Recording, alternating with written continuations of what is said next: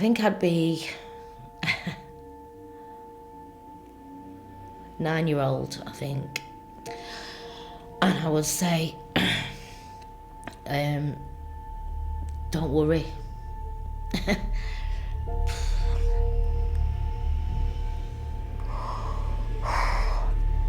I'd actually say, don't worry, whatever's gonna happen, you'll get through it. Yeah. I wouldn't tell myself not to do what I've done, because I think for years I needed something to numb. But I would say it's gonna be okay. Sorry.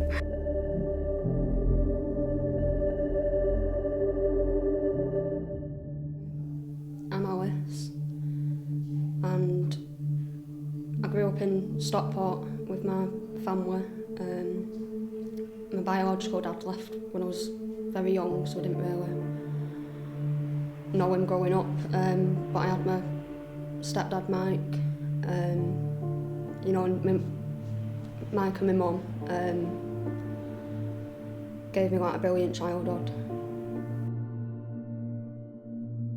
I started smoking weed when I was about 11 because it was available in the house and I used to steal it, and progressed to alcohol. I left school in the third year seniors because I was always drinking Benylin in the toilets, drunk, and I left school and got a job. Tommy started drinking and taking drugs about 30 years ago. Separation, started drinking heavily. I don't know, I started using drugs when I was 15. Usual progression, weed, mushrooms, speed. About the time I was 17, I had an opiate habit. Well, I should say heroin, really. I did my detox in Manchester, and then I came into Burnley to do the rest of me deep. I did 14 weeks of deep. It was really, really tough. But I got through it. I did. I had it really, really tough.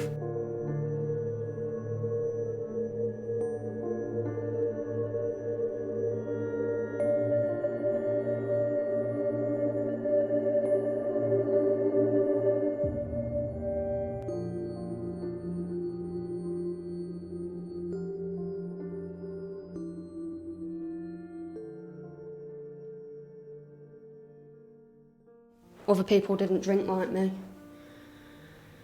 and it just, it was problematic every time I was drinking, and throughout the years it got worse. I met my biological dad when I was 15, and he abused me, and I think since that. I just felt uncomfortable with myself and the world around me, and I just felt different to everybody.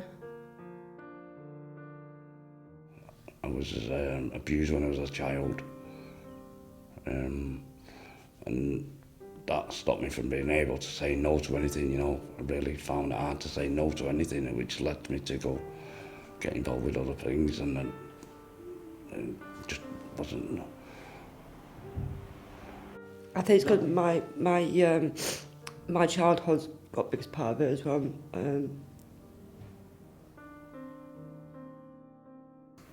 Childhood trauma,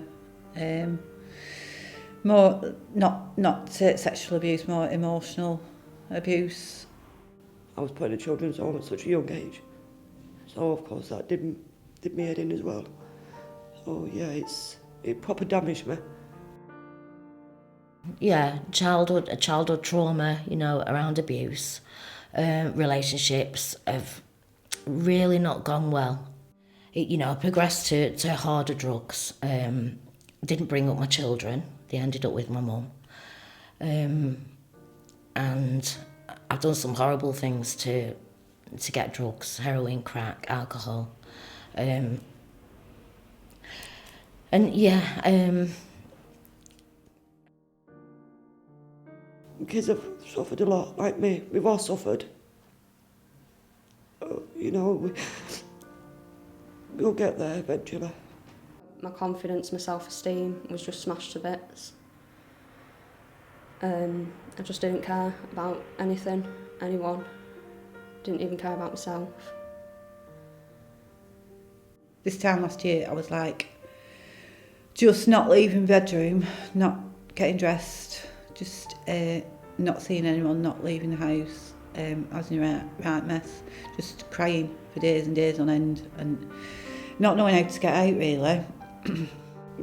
Mistreated my kids as if there was nothing, you know, and the hurt and the guilt that you know, I'm guilty and I'm ashamed for what I did to my kids. But now the only thing I can do is build bridges, try and build bridges with my son. I do with my daughter, you know, but with my son it's going to take probably a lot longer. I don't know.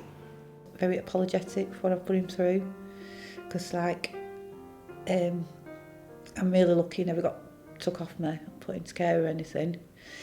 But anyway, with me, throughout my addiction, you know, I'm dragging him round dealers' houses, and when he was little, I talked to him about it and he said he doesn't remember, and he thought it were normal, which again is a problem. Yeah, 2 children, 4 grandchildren. Do you see them at No. all? Not at the moment. I've sort of got back in contact with my son. I sent him a friend's request on Facebook, and a week later he accepted it. But I sent him my phone number on Messenger, but he's not replied to that yet. But I'm just hoping that it could lead to more. My daughter was about 21, 22. That's the last time seen him for about a couple of years. not knowing my children like I should have done as a mum, missing out on so much with them, and my mum as well, because I think my mum was a bit broken as well,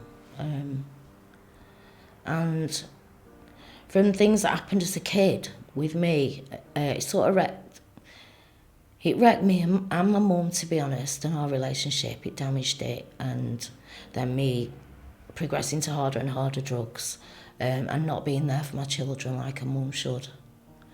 And it's hard to sometimes to accept that. Ended up mixing with the wrong people in my side. Got used like a credit card.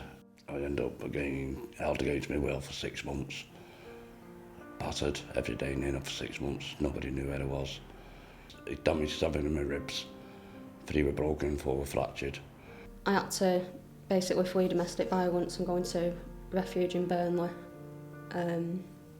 where I stopped drinking for about 4 months, but I still felt uncomfortable within myself, I felt miserable. I just wasn't happy when I was sober. I wasn't happy when I was drunk in the end. I cut my drinking down 5.5 years before I came into ACORN, and I was on Subutex. I wasn't selling my body for money anymore, which I got to the point where I was doing. It all fell apart, you know. I had to use more and more drugs to cope with what I was doing, because it wasn't that cut and dry, really. You know, in my head I tried to convince myself that's how it was. I was taking my power back and just using them, but that's not actually how it was. And I got followed home and raped. So yeah, that's it's had a huge impact, really. But it's not. I understand that not all people are that, and I have to take some ownership, because I put myself in the situations sometimes and in the positions to be treated like that.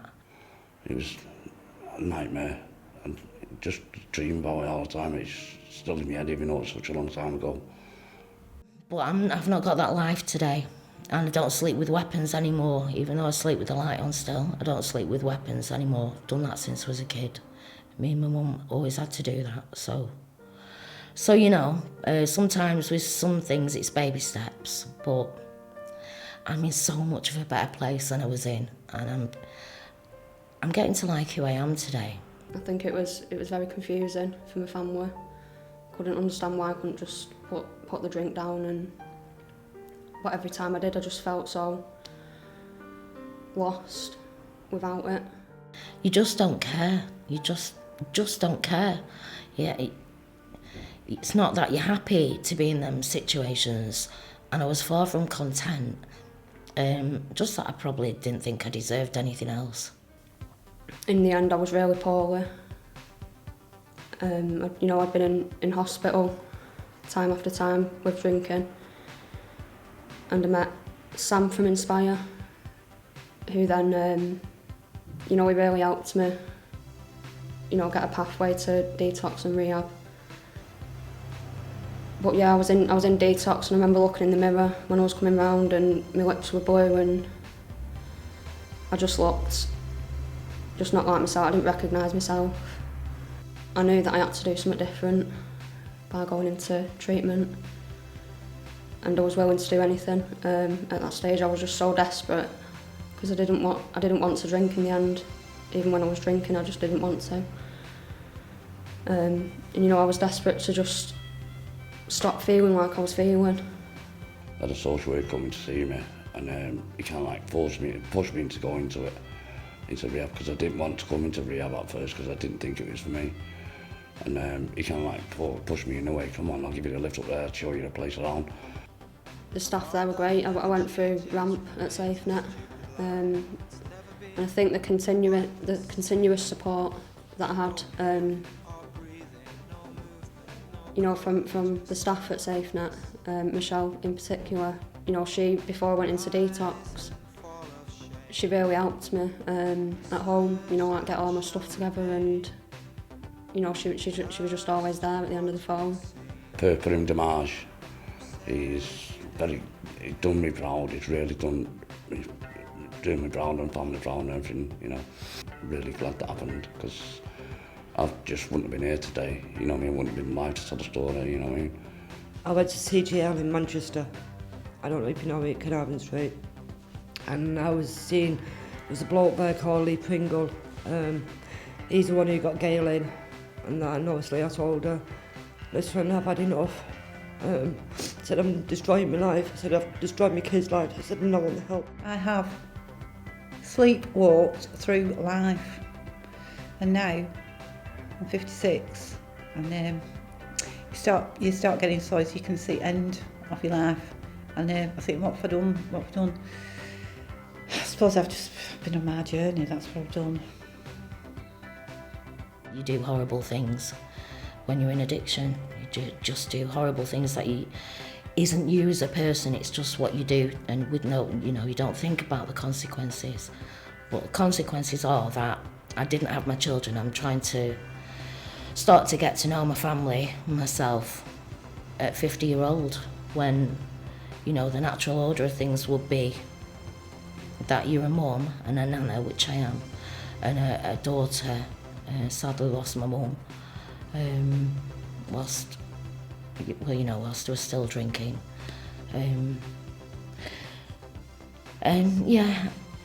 It's just, and just to be where I am, I'm grateful. I am absolutely grateful. And there's another thing, I don't think I would have been where I am if I hadn't been where I was. I don't think I'd realise how precious it is. I think I hit a point where I just had enough of living like that. I didn't want to die, but I didn't want to be alive either. I was just so broken and lost, and I just needed to change, and Deep gave me the tools to do that.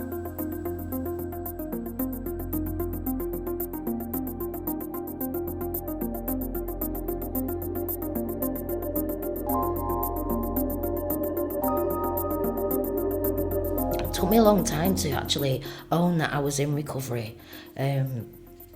But that was a great moment when I did. I realised that, yeah, I'm in recovery too. You know, I'm not just seeing other people in recovery. And it's been amazing at ACORN. It's absolutely been amazing. Drowning in self-pity and whine is what I would say before I started. I feel like loads better. I was super negative when I started. I was closed-minded, stubborn.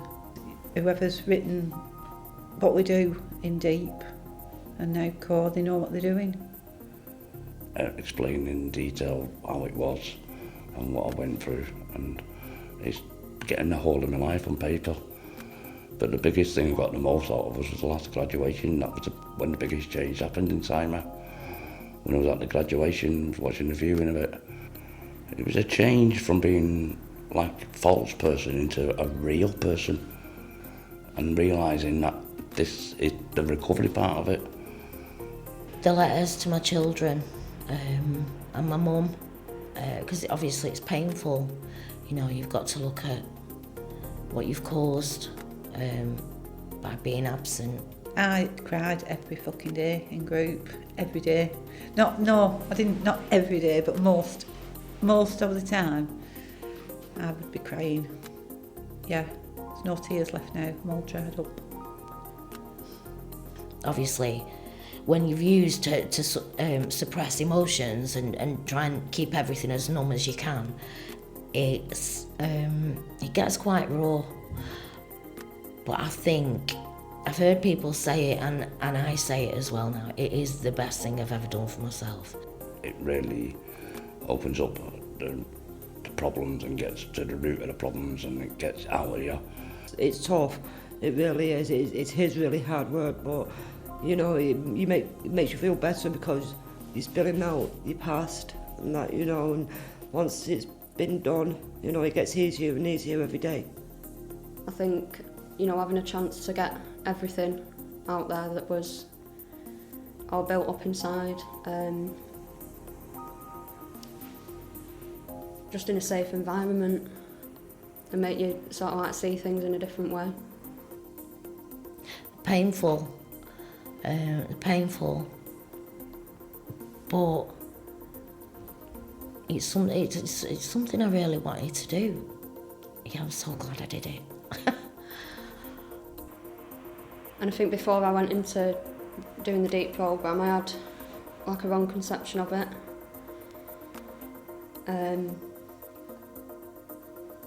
I thought it was all going to be dead bad, but it wasn't. You know, we had good times as well, and you know, it's the best thing I've ever done for myself. I didn't think it'd change me, like change the way I feel the way it has. You know, I can achieve things today, and I don't need alcohol. And I think as well, like, yeah, I've realised that I am a good person. You know, sitting feeling something and seeing it for what it is a big thing. I've never done that. I've always used on any sort of feelings, one thing or another. I've used pretty much everything. So I think from where I was, I think I'm doing okay. You know, the best thing is that I recognise it. That's the most amazing thing, that I recognise it. And in treatment, I remember I had to write a letter.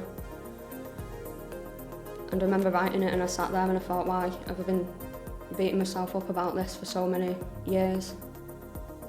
And I think I sort of let go at that point and just started to care for the little girl as well. Just kind of cuts and gets to the heart of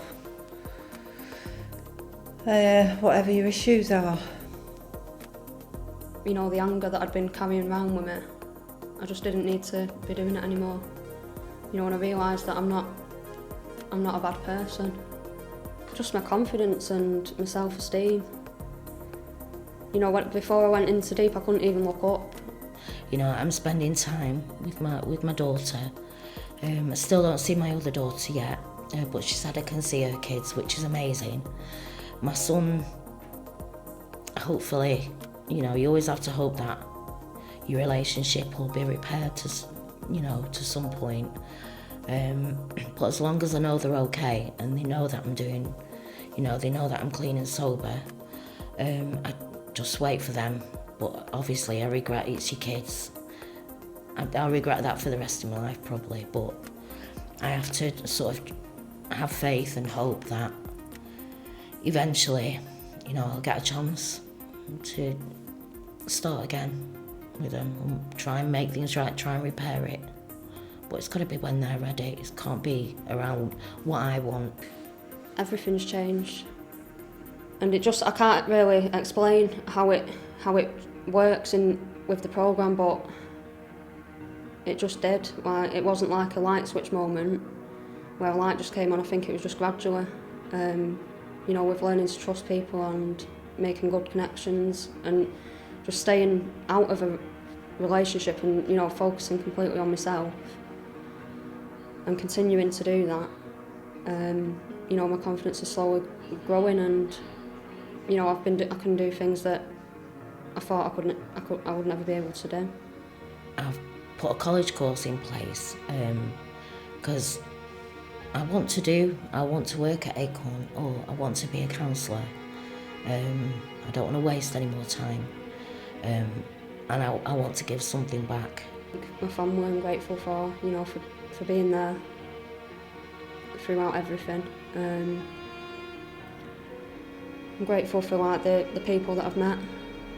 I'm grateful for all the help that I've, you know, received in Burnley.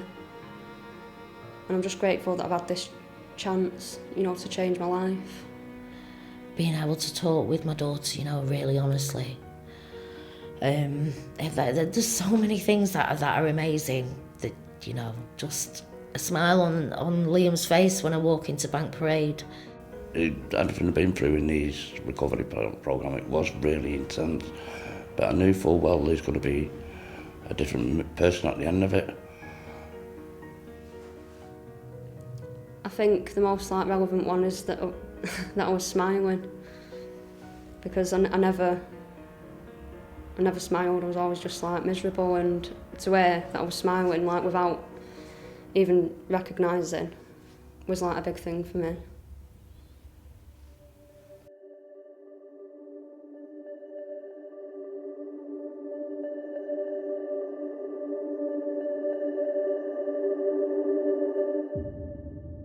I would like to thank all the staff at ACORN, particularly James. I think the biggest thank you is for James and the staff at ACORN.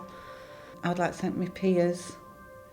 Mark and Sarah, my peers, yeah, my sponsor, Kayla, and my partner Gavin. My son, my long-suffering, lovely son. My friends. Sean, Sean and Marie, who first suggested I went to RAMP. John Smedley. James, Adam, Liam, Jane. Oh my God, I can't even ever thank you enough just for being there. And thank you to Sam from Inspire, who helped me previous, you know, to going into detox. My mum, for being a strong person, but standing by my side for most of the stuff I've been through. Thank you to my family, my mum and dad, for being there for me and always supporting me. I know my mum isn't here, but my mum, she was the strongest person I knew. Thank you to Lauren, my friend who helped me. All my other family, brothers and sisters. Thank you to SafeNet and, you know, especially Michelle, who helped me. I'd like to thank my social worker for making this possible. And my peers. I want to say thank you to my peers. To James, to Jane, to Liam, to Mark, everybody at ACORN, I want to say thank you. And I want to say thank you to Gail, my social worker. Thank you to my daughter, my son, and all my peers as well. Thank you.